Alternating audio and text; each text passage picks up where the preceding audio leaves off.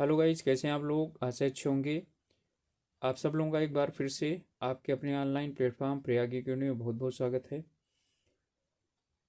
आज जो हम लोग 7 जनवरी 2024 को यूसेट का प्रश्न पत्र हुआ है, पेपर हुआ है, उसका आज हम लोग फर्स्ट पेपर का सलूशन लेकर के हाजिर हुए हैं और आप लोगों को फर्स्ट पेपर का सलूशन प्रस्तुत कर रहे हैं। और अधिकांश प्रश्न वहाँ से आए हैं जो यानी कि हम लोगों ने आपको करवाए हैं प्रैक्टिस सेट में। कुछ प्रैक्टिस सेट जो सेक्शन करवाए हैं उनसे क्वेश्चन जो है काफ़ी आए हुए हैं, और जो नहीं करवाए थे टाइम इतना नहीं मिल पाया, नहीं तो और भी करवाए जाते। तो चलिए शुरू करते हैं आज का सलूशन। तो भोपाल त्रासदी कब हुई थी? इंग्लिश और हिंदी दोनों मीडियम में है। ठीक है, भोपाल डिजास्टर कब हुआ था? तो ये वास्तव में हुआ था 2 दिसंबर की रात को, तो हम 3 दिसंबर 1984 मानते हैं। अगला है, निम्नलिखित में से किसने मालगुडी डेज पुस्तक लिखी है? तो मालगुडी डेज पुस्तक लिखी है R.K. नारायणन ने। तो हमारा आंसर हो जाएगा ए।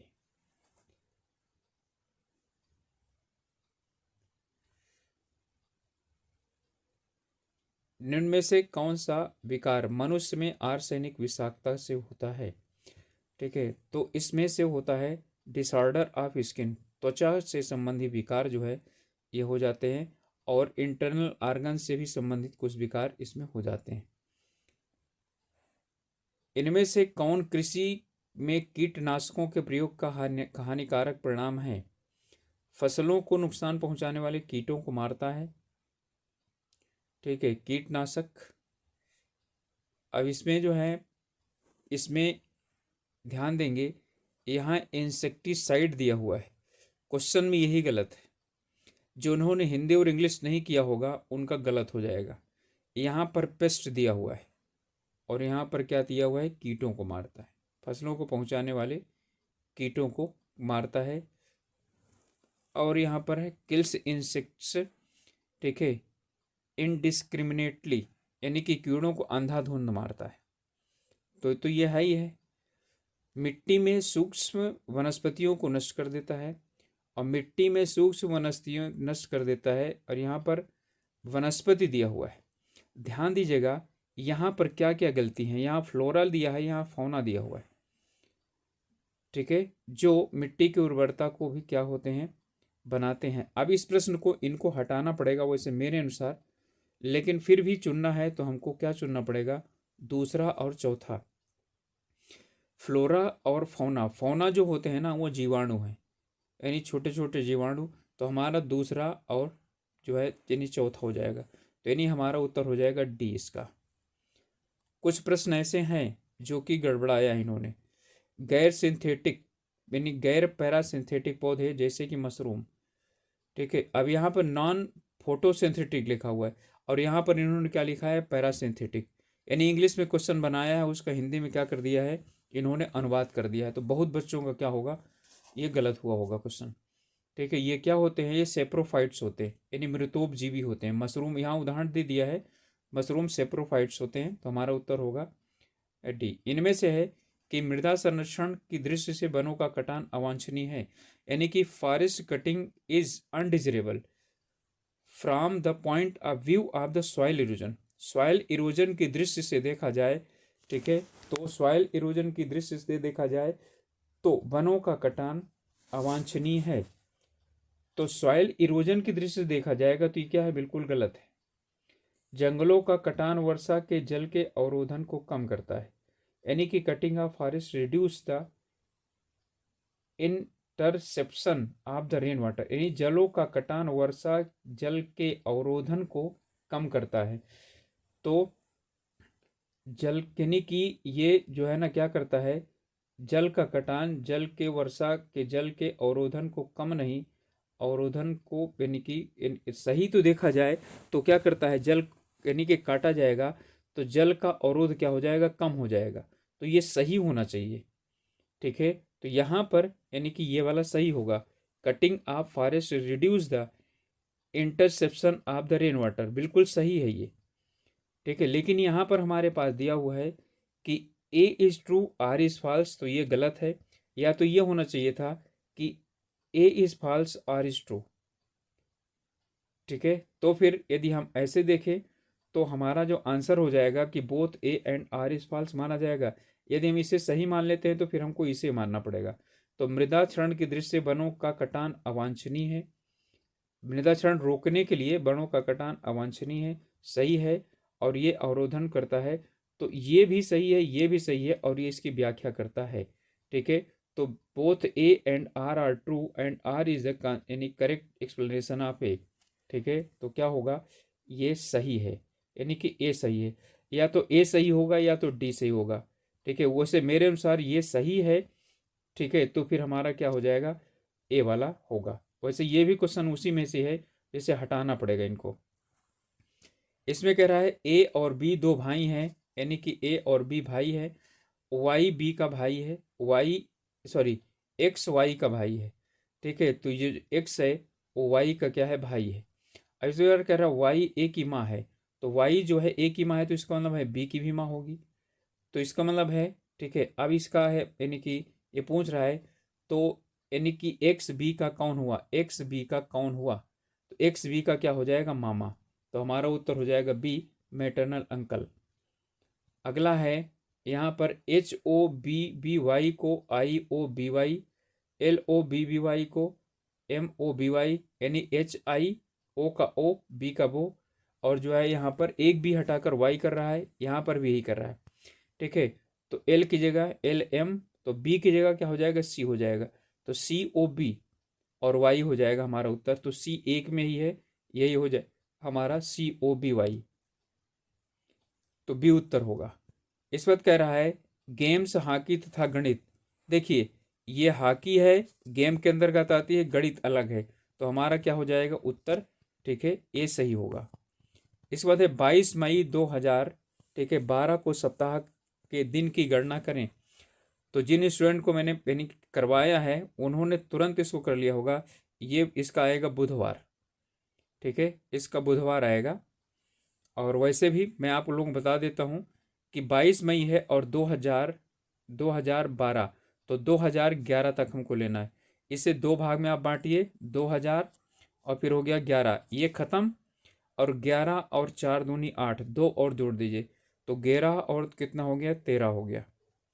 ठीक है, ये 13 हो गया। अच्छा देख लीजिए, यानी कि 13 है, और इसके बाद मंगलवार भी हो सकता है।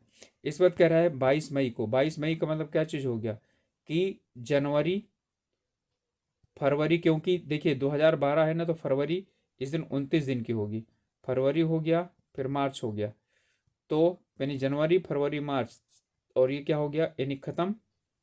तो जनवरी फरवरी और मार्च, ये हमारा यानी कि 7 दिन ख़त्म हो गया। 3 और 3 6 एक साथ, मार्च, अप्रैल, मई। और मई में हमको लेना है, हमें यानी अप्रैल का 2 दिन, और मई के जो लेना है 22, तो 22 का मतलब 7 और 7, और यानी 7 या 21 और 1, 3 दिन लेना है। यहाँ 3 आ गया। ठीक है, तो 3 ये दिन हो गए और 13 ये दिन हो गए। ठीक है, तो 13 और यानी कि 2 दिन होगा। ठीक है, तो 2 दिन, इसका मतलब है कि जब 2 दिन आ गया तो हम यानी व्हील में देखें तो सोमवार और मंगलवार, यानी कि 16 दिन हो गया ना, 7 से डिवाइड करेंगे 14 आएगा। ठीक है, और जो है ना 2 दिन बचेगा, तो 2 दिन मंगल होगा, सॉरी, इसका उत्तर हमारा क्या होगा, मंगलवार होगा। ठीक है, SWAYAM, इसे मैं बच्चों को बताया था, ये स्वयं है। तो ये स्वयं का मतलब होता है study waves of the active learning and aspiring minds. ठीक है, तो यहाँ पर क्या चीज़ है, ये आपका हो जाएगा बी आंसर होगा। ठीक है, तो आपका इसका आंसर जो है यानी कि बी हो जाएगा, एक्टिव लर्निंग। ये स्वयं जो है ना, स्वयं का ही फुल फॉर्म पूछा था, इसके बाद पूछ रहा है इनमें से मेल डिलीवरी का प्रोटोकॉल कौन सा है। तो SMTP ये मेल डिलीवरी प्रोटोकॉल है। HTML निम्नलिखित में से किसके लिए प्रयुक्त होता है। तो ये वेब डिजाइनिंग के लिए प्रयोग किया जाता है। ठीक है, तो वेब डिजाइनिंग आपका क्या हो जाएगा, आंसर सही हो जाएगा। इंटरनेट की एक व्यापक सूचना प्रणाली जो हाइपरटेक्स्ट लिंक द्वारा दस्तावेजों को अन्य दस्तावेजों से जुड़े होने यानी जोड़ने की सुविधा प्रदान करती है।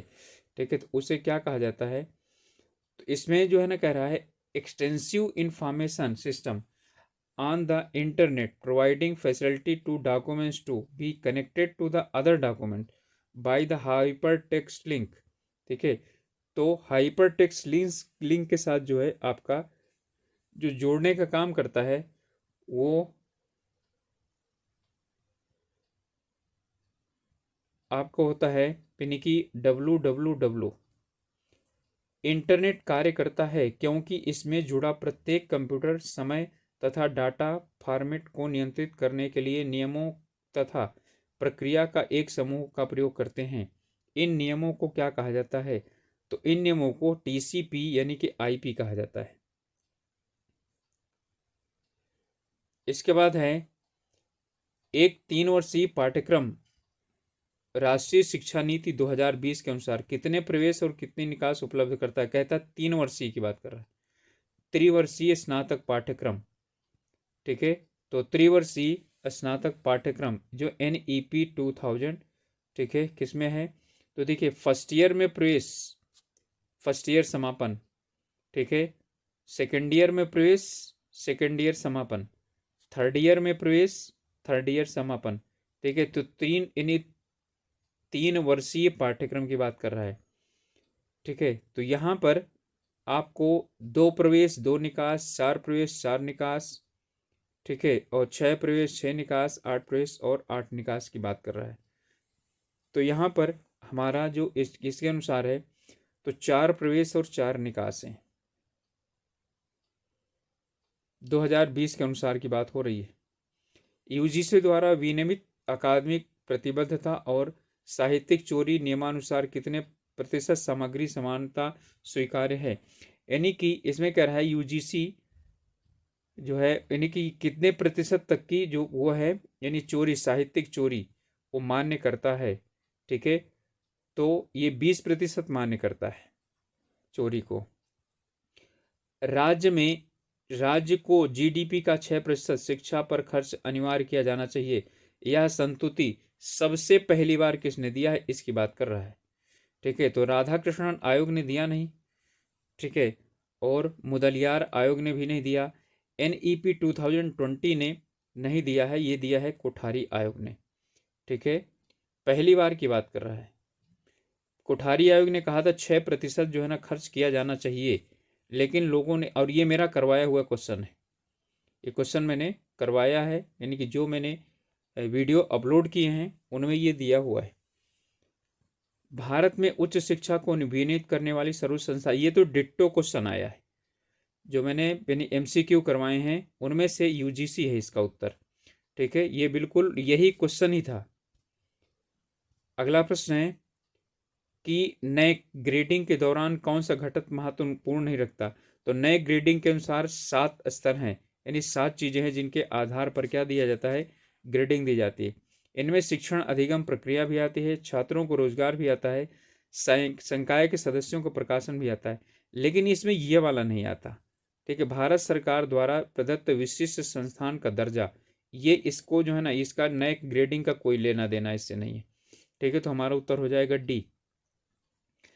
हाल ही में जारी उच्च शिक्षा योग्यता रूपरेखा, ठीक है, यानी कि NHEQF का मसौदा किसने तैयार किया है।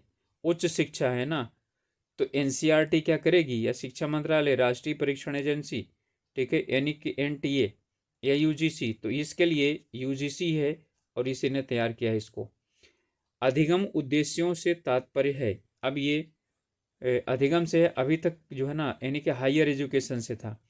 वांछित सीखने के प्रतिफल, कह रहा है कि लर्निंग ऑब्जेक्टिव का मतलब क्या होता है, इंटेंडेड यानी कि learning outcomes, outcome of teaching, अधिगम उद्देश्य की बात हो रही है, टीचिंग उद्देश्य की नहीं है। तो अधिगम यानी कि अध्ययन का उद्देश्य है ना।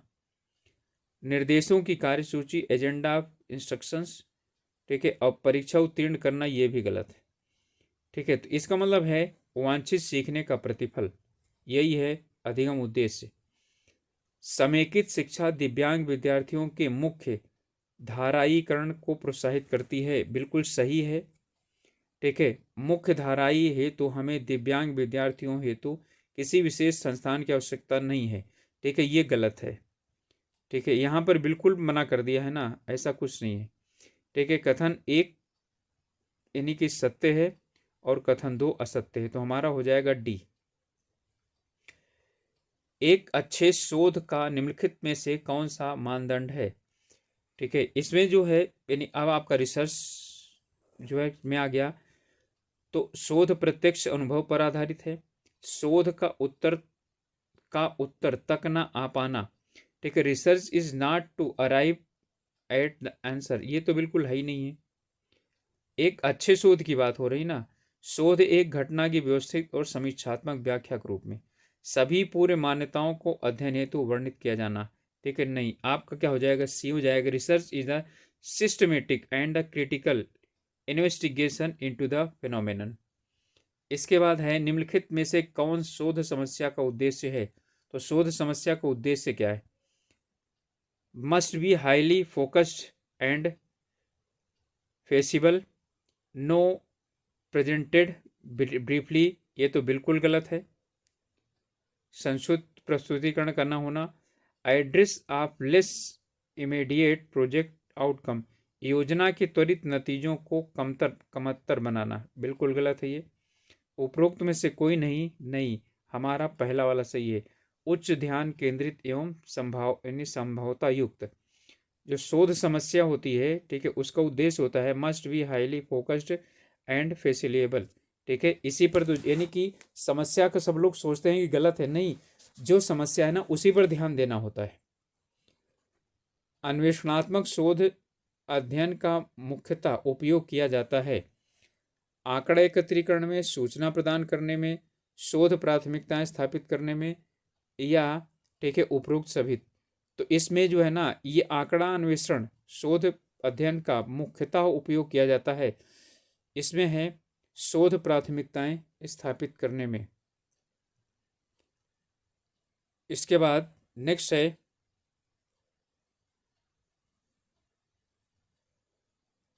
टाइप एक त्रुटि की प्रायिकता को परिभाषित किया जाता है परिकल्पना को नकार देना जबकि वह सही हो।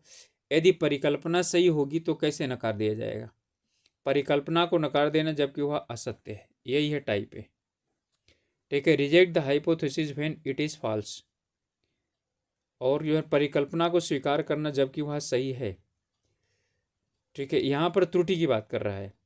Any type first error is the defined as the probability to,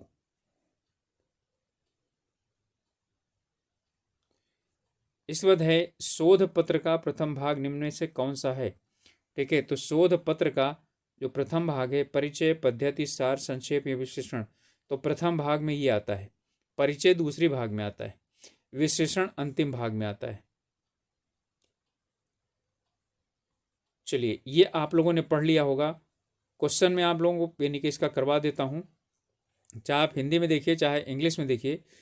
यहाँ है गद्यांश यह कहता है कि यह विधेयक मीडिया को महिलाओं के शोषण को प्रतिबंधित करने हेतु कानून बनाया गया है, बिल्कुल गलत है। प्रलेख तैयार किया गया है, गलत है। विवादों को और बढ़ा रहा है, बिल्कुल गलत है।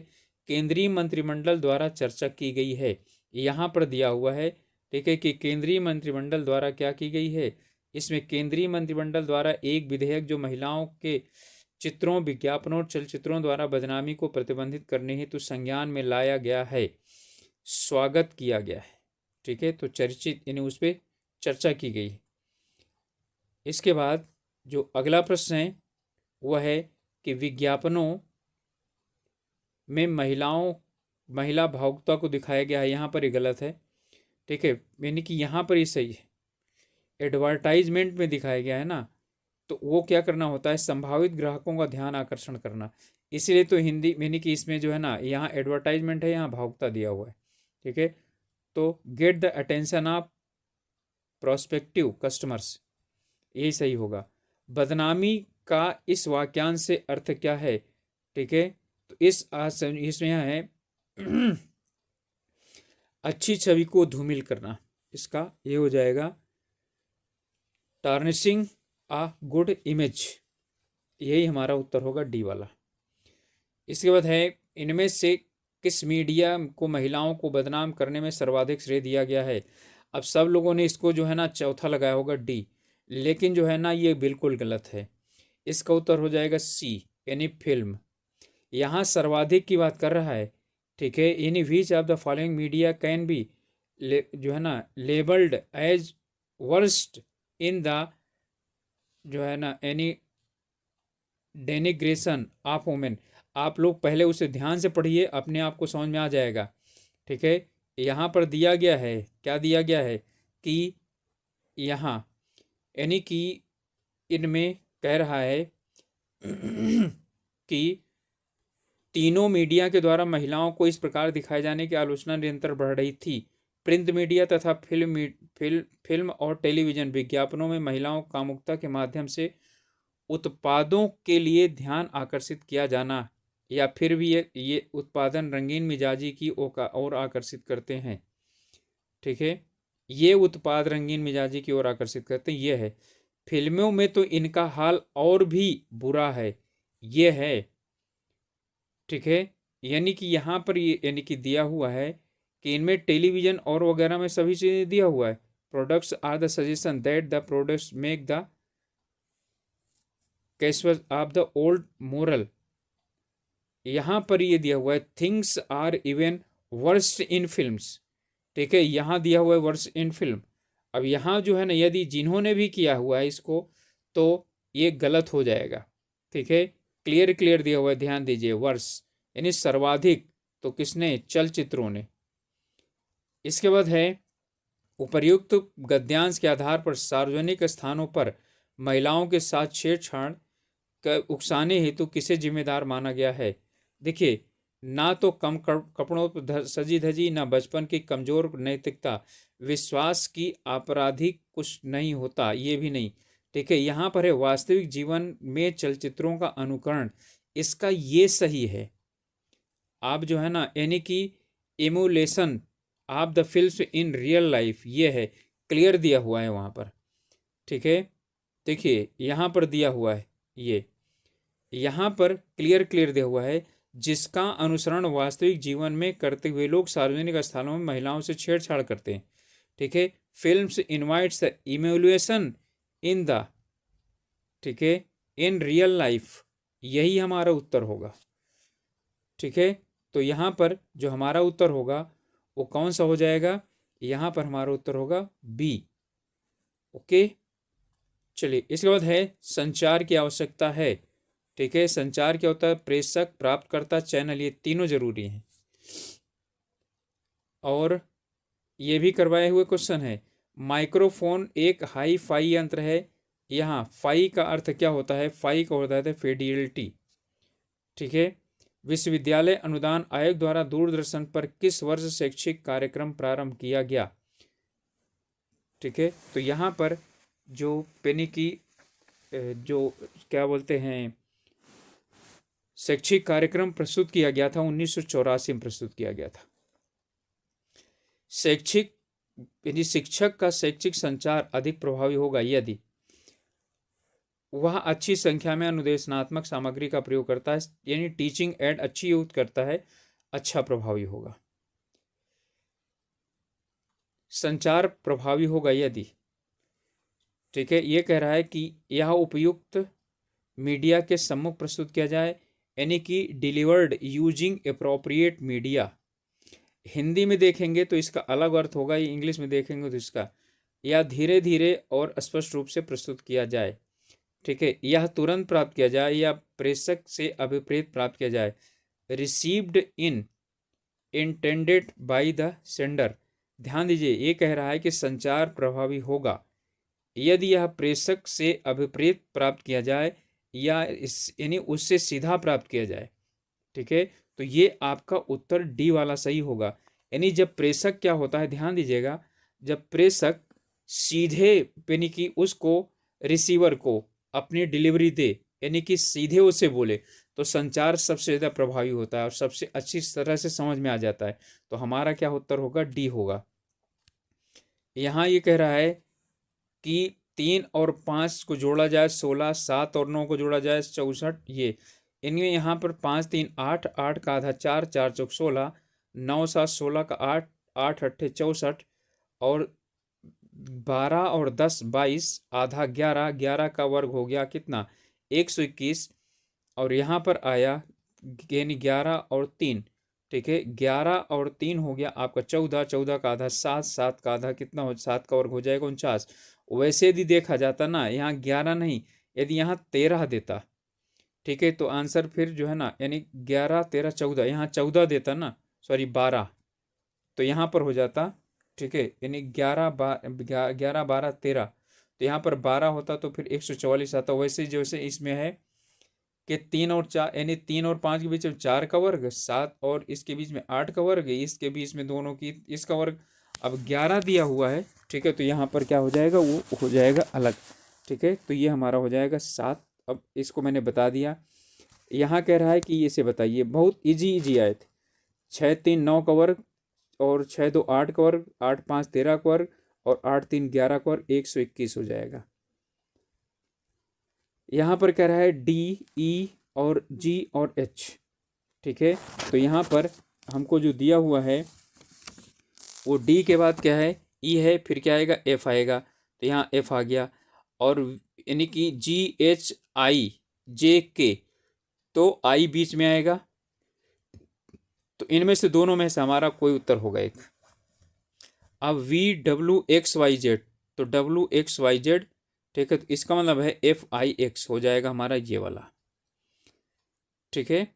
चलिए अब यहाँ पर जो है ना बोल रहा है, इसको इस वाले को ये लिखा जाए, इसको ये लिखा जाए, इसको ये लिखा जाए, ठीक है। देखिए यहाँ पर दे रहा है कि के की जगह कितना आया, एल एल यानी के एल, ओ की जगह आया क्यू, ओ पी क्यू यानी कि +1, और यहाँ पर फिर आएगा एल की जगह एल एम एन ओ, ठीक है, अब एल एम एन ओ +2, ठीक है, तो इसी तरह से ये जो है ना आगे कर रहा है, ए की जगह कितना हो गया, एच, ठीक है, तो A B C D, B C D E F G, और क्या चीज़ हो गया आपका एच, ठीक है, इतना आ गया। तो इसी तरह से आपका हो जाएगा वी ए, तो वी की जगह क्या हो जाएगा, यहाँ पर आ जाएगा यू वी डब्लू, तो यानी कि डब्लू वाला ही आपका आंसर मिलेगा, तो डब्लू वाला आंसर ले लीजिए। तो डब्लू वाला एक तो आंसर ये है, एक ये है, 3 है, ठीक है, ये गलत हो गया। अब इसके बाद ए है, तो ए और फिर क्या हो जाएगा, बी को छोड़ करके सी हो जाएगा, तो डब्लू सी, तो आपका ये भी गलत हो गया। अब इन्हीं दोनों में से क्या करना है, निकालना है, ठीक है, तो इन दोनों में लगभग लगभग यहाँ तक ई, तो सब ई तक तो क्या है वो सेम आ गया, ठीक है, ई तक सेम आ गया। अब इसके बाद आप देखें तो यानी कि ये 1 2 3 4, ठीक है, यानी कुल मिला करके ये आगे बढ़ते हुए आपका आ जाएगा, तो यहाँ पर एक यानी कि आई है, तो आई के बाद J K L M N O P Q, ठीक है, तो हमारा क्या हो जाएगा, ये वाला उत्तर सही हो जाएगा, ठीक है। और जिनको समझ में आ रहा है पी बोल रहे हैं वो गलत है, ठीक है, पी इसलिए गलत है, ठीक है, या तो फिर आप क्या कर लीजिए, इसको ले लीजिए एच वाले को, यहाँ क्या चीज़ है, एच आया है, यहाँ पर जी आया है, ठीक है, इनमें से चेक कर लीजिए, जैसे मैंने बताया एक एक आगे बढ़ा करके करना है, तो इसका आंसर ए होगा, ठीक है।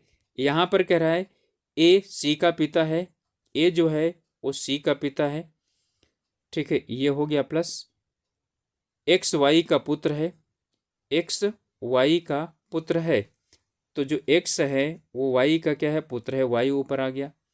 अब वाई का भी ये नहीं पता है, ये है, ठीक है, ई ए का भाई है, तो ई जो है वो ए का भाई है, यानी कि यहाँ पर क्या हो गया ई, और ये क्या है, ए का भाई है, तो ए सी का पिता है, तो ए सी का पिता है, और ए ई का, यानी कि जो है ना ई ए का भाई है, दोनों भाई हो गए।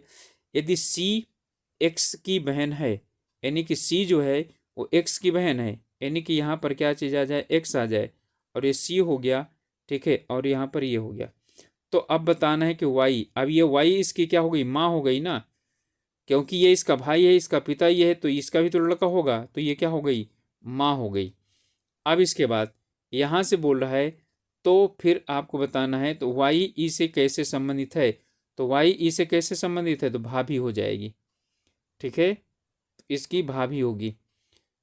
इसमें कह रहा है कि 346.5 इसका कितना प्रतिशत है, ठीक है, तो इसका मतलब है कितना प्रतिशत है, तो ये इसका 2 गुना है, यानी कि 49 और 300 को डिवाइड करना है 2465 से, ठीक है, इसका ये 2 गुना है ये, ठीक है, इसका ये 2 गुना है, तो 20% होगा।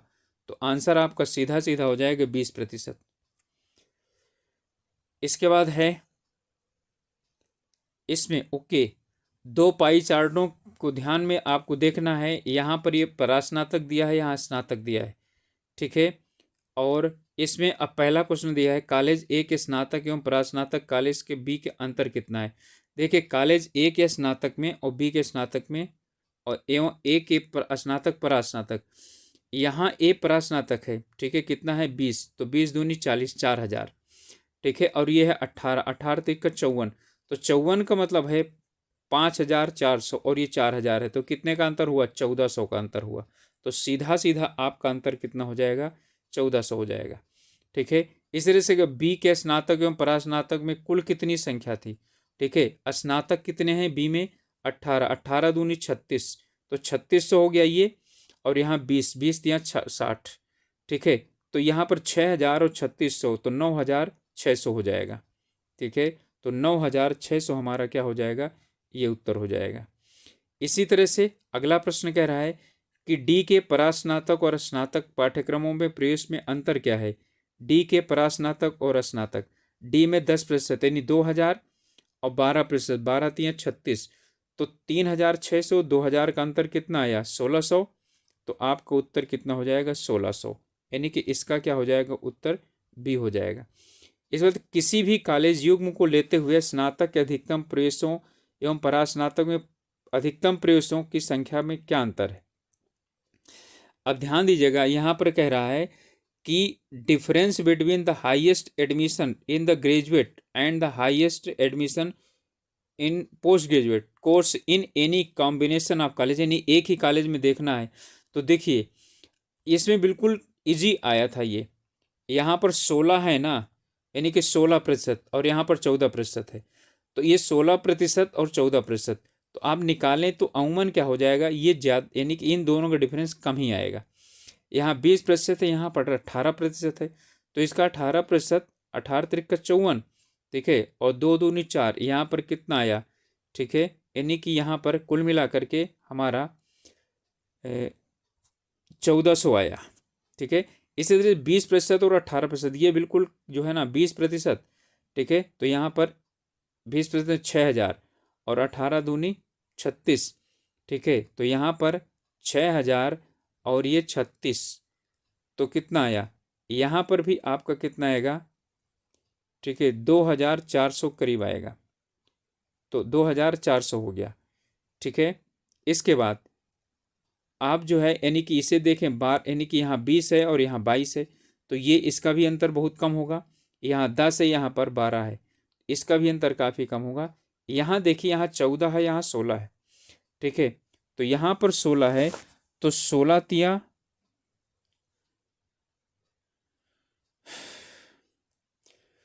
48, ठीक है, इतना हो गया, और यहाँ 14 है, और 14 दूनी, ठीक है, 28, ठीक, तो यहाँ पर आपका जो उत्तर हो जाएगा, यहाँ से आप इसको ही मना यानी वो करें और इसको भी कम करें, तो ये कितना हो जाएगा, 2000, तो यहाँ अंतर 2000 है, और यहाँ अंतर कितना है, ठीक है, 3000, यानी कि इसमें 2400 अंतर है, ठीक है। तो अब चलिए उत्तर देख लेते हैं।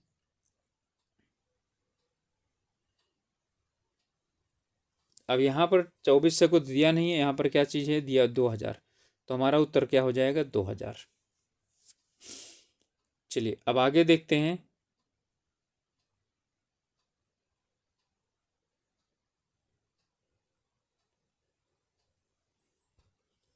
कह रहा है डी और ई कॉलेज के स्नातक एवं परास्नातक को मिलाकर कुल प्रवेश संख्या का कितना अंतर है। यानी कि डी और ई में, यानी कि डी में स्नातक और परास्नातक, और उसमें भी ई में स्नातक और परास्नातक। ठीक है, डी और ई में। तो पहले डी में देख लीजिए, डी में 10 2000 और 12 तिया 36।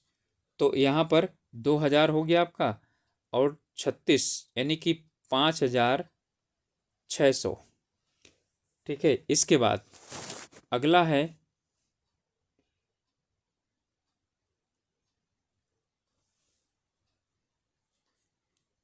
इसमें, क्योंकि दोनों को जोड़ना है इसमें। अब यहाँ पर ई का लिया 14, 14 दूनी 28। ठीक है, 2800 हो गया। अच्छा, 12 तिया 36 और 14 दूना 28, 5600। ठीक है, अब इसके बाद 28 हो गया। अब इसके बाद इसको दिए 16 तिया 48। ठीक है, इतना ले लीजिए। तो 8 8 कितना हो गया, 16 हो गया। 4 2 6 और 1 7। 7600 में से 5600 घटाओगे तो 2000 आएगा ना। तो आपका उत्तर कितना हो जाएगा, 2000। ठीक है, तो उत्तर हमारा क्या हो जाएगा, इसका भी हो जाएगा 2000। कायगा परमाणु, अच्छा अंतिम प्रश्न है, कायगा परमाणु ऊर्जा संयंत्र निम्नलिखित में से किस राज्य में है। ठीक है, तो कायगा परमाणु जो है ना कर्नाटक में है।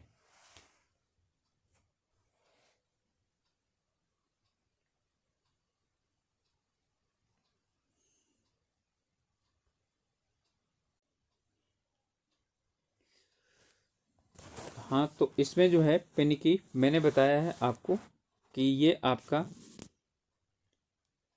इस वाले में पेनिकी, इसमें दोनों में यदि आप मिलाएं, डी और ई में मिलाएं, तो यानी कि डी का पहले यदि आप निकालते हैं तो डी में बनेगा यानी 10%, तो ये 2000 हो गया। ठीक है, और इसका यानी 12, यानी कि इसमें स्नातक में 12%, तो 12 तिया, ठीक है 36, तो 2000, सॉरी 3600। ठीक है, तो कितना आएगा, 5600। अब 5600, अब यहाँ पर ई वाले में 14 दूनी 28। ठीक है, 2800 हो गया, और 16 तिया 48, 48। तो कितना, 8 8 16, और ये 3 जीरो, और सॉरी 2 जीरो, और यहाँ 4 2 6 1 7, 7600, 5600। इन दोनों को हटा यानी घटाएंगे तो कितना आ जाएगा, 2000 आ जाएगा। ठीक है, तो उत्तर हमारा क्या होगा, 2000 होगा। इसमें कोई किसी भी तरह का क्या नहीं है, कन्फ्यूजन नहीं है, तो 2000 होगा। ठीक है, और कैगा परमाणु संयंत्र कितना है, कहाँ है, वो कर्नाटक में है। ठीक है, कर्नाटक में ही कैगा नामक स्थान है, वहाँ पर परमाणु संयंत्र है। तो ओके गाइस, ये था आज का सलूशन। और आप लोग खुद देखिए कितना यानी कि आप लोगों ने किया है, आप लोग मिला लीजिए। एक दो क्वेश्चन इसमें ज़रूर हैं जो कि गड़बड़ कर रहे हैं, और उसे यानी कि उन यूनिवर्सिटी को हटाना पड़ेगा। तो आप लोगों से रिक्वेस्ट है कि नए हैं या अभी तक चैनल को सब्सक्राइब नहीं किया है तो आप लोग सब्सक्राइब कर लीजिए, और अपने ग्रुप्स में शेयर कर सकते हैं। मिलेंगे अगले वीडियो में, तब तक के लिए ऑल द बेस्ट।